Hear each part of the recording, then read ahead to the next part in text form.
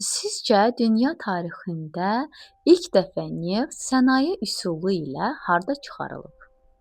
ABŞ, Pensilvaniya?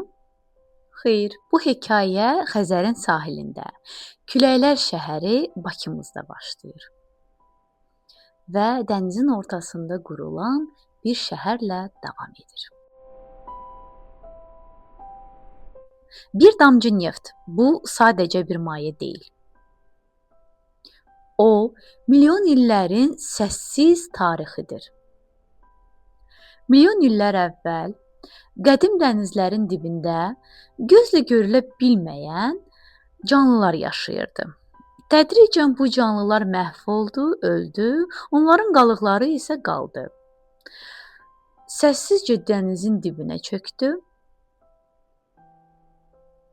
İllər, əsrlər onu qat-qat yığılan torpaq, qum və digər qatların altında saxladı. Zaman keçdi. 10 milyon, 50 milyon, hətta 100 milyon il. Təzyiq artdı, temperatur isə yüksəldi. Və nə vaxtsa bir yaşamın qalıqları inanılmaz bir şeyə, qara qızıla çevrildi. Neft yerin altında məsaməli qayaların içində gizləndi. Onun üstünü isə sərt qaya qatları örtdü. Sanki təbiət onu hər şeydən və hər kəsdən qoruyurdu. İnsan isə onu tapdı və ondan istifadə etməyi öyrəndi. Hələ eramızdan əvvəl bu torpaqlarda alovlar yanırdı. Zərdüştlər bu alovları müqəddəs sayıb ona sitayiş eləyirdilər. İndi əlbəttə bu gün biz bilirik ki, yerdən çıxan bu alov, qaz və neft sızıntıları idi. Orta əsrlərdə Marco Polo, daha dəqiq desək 13-cü əsrdə yazırdı ki, burada torpaqdan çıxan yağı insanlar karvanlar vasitəsilə daşıyır, başqa ölkələrə satır. 17-ci əsrdə Evliya Çələbi Abşeronda yüzlərlə neft quyusundan bəhs eləyirdi. Alman səyyahı Adam Olearius isə qeyd eləyirdi ki, bu neft həm tibbdə, həm məişətdə çox geniş istifadə olunur. 1594-cü il Balaxanı tarixdə qeyd olunan ilk quyulardan biri qazıldı. Təxminən 35 metr dərinliyi var idi. 17-ci əsrdə Abşeronda hesablamalara görə 400 ilə 500 arası quyu mövcud idi. Bu bir həqiqəti sübut eləyir. Bakı nefti sənaye dövründən çox-çox əvvəl insanlara məlum idi və insanlar onu öz həyatında geniş şəkildə istifadə edirdi. 1846-cı il Bibi Heybət dünya tarixində ilk dəfə mexaniki üsulla neft quyusu qazıldı və ən maraqlısı bilirsiniz nədir? Bu hadisə ABŞ-da məşhur 1859-cu il Pensilvaniya quyusundan düz 13 il əvvəl baş verdi. Bu isə o demək idi ki, müasir neft sənayesinin əsası bizim şəhərdə, Bakıda qoyulub. 19-cu əsrin ikinci yarısı. Bakı artıq kiçik bir şəhər deyildi. Bura dünyadan insanlar axın edirdi. Çünki o dünyanın enerji mərkəzinə çevrilmişdi. Buraya gələnlərdən ən məşhuru Ludwig və Robert Nobel qardaşları idi. Onlar Bakıda Brannobel adlı bir şirkət qurdular və dünyanın ilk neft tankeri Zoroasteri 1878-ci ildə, ilk geniş boru kəməri, müasir neft logistikasının əsasını da onlar yaratdı.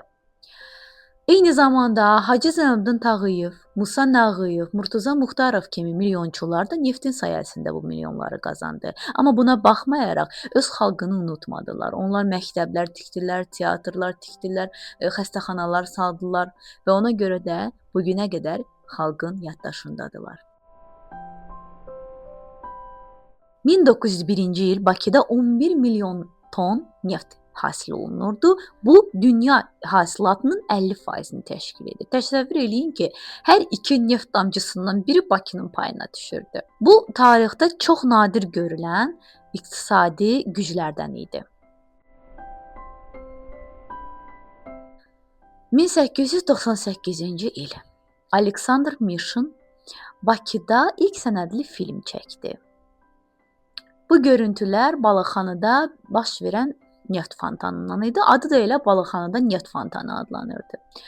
Deməli, bu dünyanın ilk sənədli çəkilişlərindən biri idi. Çox maraqlıdır. Neft sənayesinin təməli də Bakıda qoyuldu. İlk sənədli film də Bakıda çəkildi və bu sənədli film də neftə aid idi. 1949-cu il 7 noyabr Xəzərin ortasında sahildən təxminən 42 kilometr uzaqlıqda ilk dəniz quyusu qazıldı. Bu layihəyə rəhbərlik edən mühəndislərdən biri Səməd Qurbanov idi. O xatirəsində belə deyirdi: "Bu sadəcə neft çıxarmaq deyil.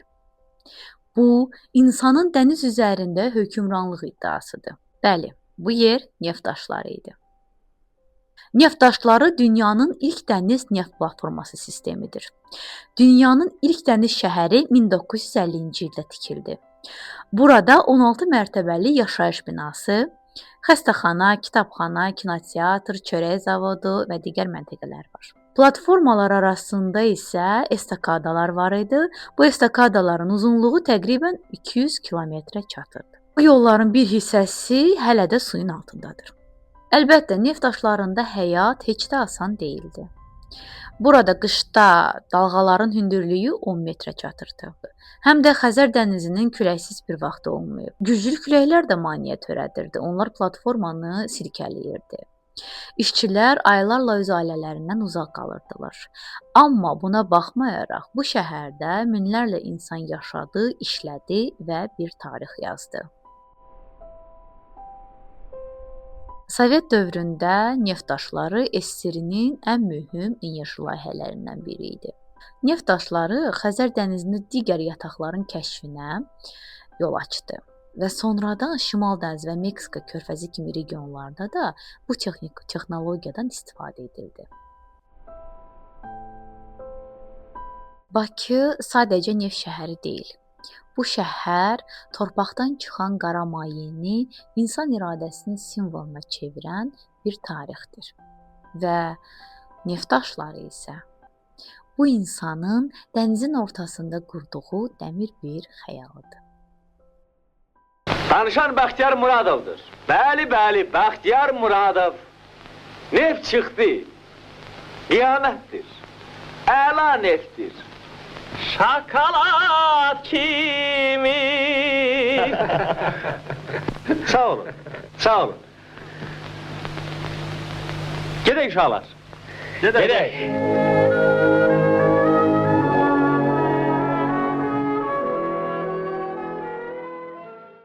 Videonu bəyəndinizsə like etməyi və kanala abunə olmağı unutmayın. Növbəti maraqlı videolarda görüşənədək hələlik.